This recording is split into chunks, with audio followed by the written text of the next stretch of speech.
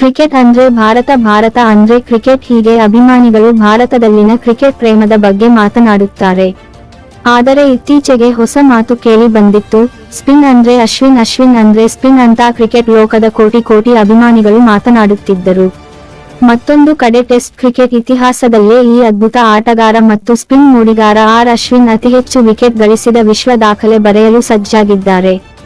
ಆದರೆ ಇಂತಹ ಸಮಯದಲ್ಲೇ ಅಶ್ವಿನ್ ಬೌಲಿಂಗ್ ಮಾಡಲು ಫೀಲ್ಡ್ಗೆ ಎಂಟ್ರಿ ಕೊಟ್ಟರೆ ಮುಗಿದೇ ಹೋಯಿತು ಕತೆ. ಒಂದೋ ಎದುರಾಳಿ ಬ್ಯಾಟ್ಸ್ಮನ್ ಪಡೆ ಹೆದರಿ ಓಡಿ ಹೋಗಬೇಕು, ಇಲ್ಲ ವಿಕೆಟ್ ತರಗೆಲೆ ರೀತಿ ಬೀಳುತ್ತಿರಬೇಕು. ಇಷ್ಟೆಲ್ಲ ಹವಾ ಇಟ್ಟಿದ್ದ ಅಶ್ವಿನ್ ಅವರು ಇನ್ನೂ ಏನೇನೋ ಸಾಧನೆ ಮಾಡಿ ದಾಖಲೆ ನಿರ್ಮಿಸುತ್ತಾರೆ ಅಂತ ಕೋಟ್ಯಂತರ ಅಭಿಮಾನಿಗಳು ಕಾಯ್ತಿದ್ದರು. ಹೀಗಿದ್ದಾಗಲೇ ಅಶ್ವಿನ್ ಆಟ ಇನ್ನಿರಲ್ಲ ಎಂಬ ಸುದ್ದಿ ಸಂಚಲನ ಸೃಷ್ಟಿ ಮಾಡಿದೆ. ಟೀಂ ಇಂಡಿಯಾದ ಖ್ಯಾತ ಸ್ಪಿನ್ನರ್ ರವಿಚಂದ್ರನ್ ಅಶ್ವಿನ್ ದಿಢೀರ್ ನಿವೃತ್ತಿ ಘೋಷಿಸಿ ಅಚ್ಚರಿ ಮೂಡಿಸಿದ್ದಾರೆ. ಬ್ರಿಸ್ಬೇನ್ನಲ್ಲಿ ನಡೆದ ಗಾಬಾ ಟೆಸ್ಟ್ ಪಂದ್ಯದ ಬಳಿಕ ಟೀಂ ಇಂಡಿಯಾ ನಾಯಕ ರೋಹಿತ್ ಶರ್ಮಾ ಅವರೊಂದಿಗೆ ಸುದ್ದಿಗೋಷ್ಠಿಯಲ್ಲಿ ಕಾಣಿಸಿಕೊಂಡ ಅಶ್ವಿನ್ ತಮ್ಮ ನಿವೃತ್ತಿಯನ್ನು ಘೋಷಿಸಿದರು.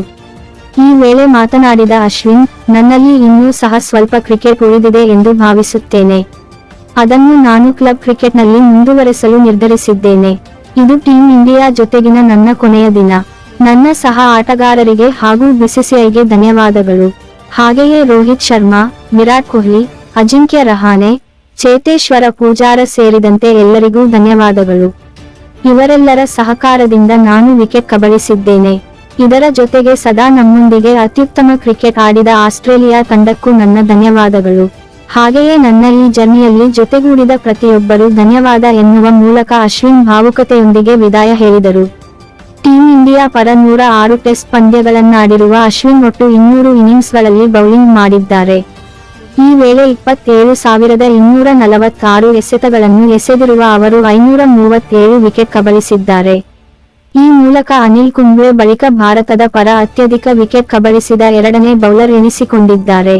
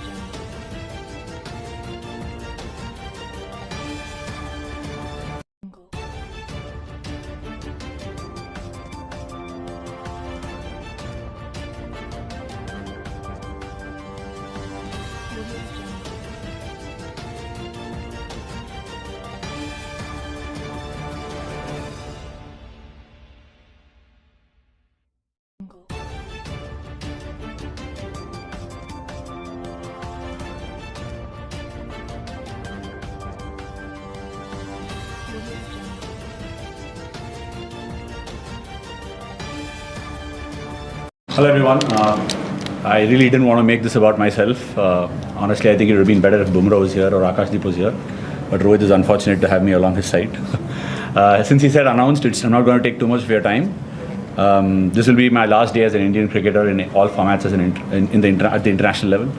I do feel there's a bit of punch left in me as a cricketer, but I would like to expose and probably showcase that in club level cricket. But this will be the last day, and I've had a lot of fun. I must say I've created a lot of memories alongside Rohit and several of my other teammates, even though I've lost some of them over the last few years. We are the last bunch of OGs, if we can say that, left out in the dressing room, and I would be marking this as my date of having played at this level. Obviously there are a lot of people to thank, but I would be failing in my duties if I didn't thank the BCCI and the fellow teammates. Several of them. I want to name a few of them. So all the coaches who've been in part of the journey. Most importantly, Rohit, Virat, Ajinkya, Pujara, who've taken those splendid catches around the bat to give me the number of wickets I've managed to get over the years. Also a big thank you to the Australian cricket team, who've been very fierce competitors. I've enjoyed my time playing against them. And I think it's already getting long. I wouldn't be taking any questions, but it's truly a very emotional moment. I don't think I'm in a position where I would be answering the questions.